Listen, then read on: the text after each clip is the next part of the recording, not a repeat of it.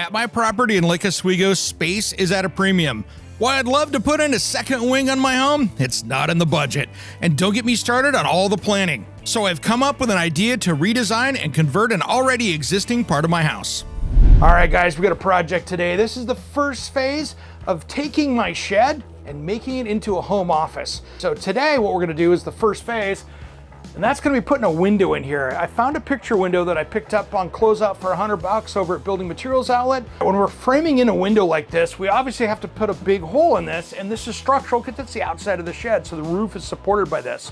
So what we have to do is put in a header up here and carry that load around that window down to the bottom of the plate down here that carries the load. So the first thing I'm gonna do is figure out the opening. I already know the window size, so I'm gonna mark it out so I know where to cut.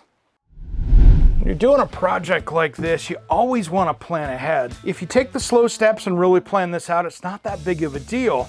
So when in doubt on a project like this, either look it up online and find the engineering table, or just talk to a structural engineer and they'll be able to tell you exactly how big a header you need, so that way it supports the load. If you don't get that right, then you're gonna have a bow or it could break the window. You'll be doing it all over again with a little more repair. All right, let's get the multi-tool out here, and I'm gonna cut out this pocket here for the header to go into. We'll cut this off and make all of our little cuts right here so we can start putting it back together. To make this project easier cutting into this, the multi-tool is a great way to go. So this is gonna be the savior in a project like this. Might be good to get one because it's one of my favorite tools of all time. If not, you go down to your rental store and pick one up for the day and you'll be done. Let's grab the header and make a cut. That way we can get it slid in there.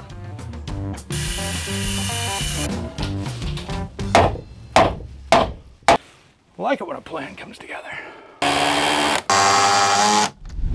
All right, guys, it's pouring rain outside. I don't want to get soaking wet, so we're gonna cut this out from the inside. When you're doing a window like this, I like to leave about 3/4 of an inch of a rough opening here, so that way you've got some room to shim it on either side. So take your actual size of the window, add 3/4. That's usually plenty enough to make it fit in there and give you some room to work with it.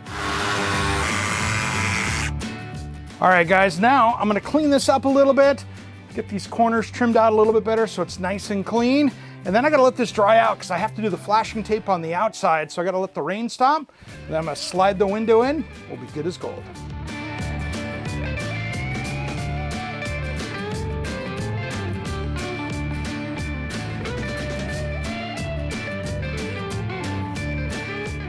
All right, guys, it's really that easy. Phase 1 complete, windows in.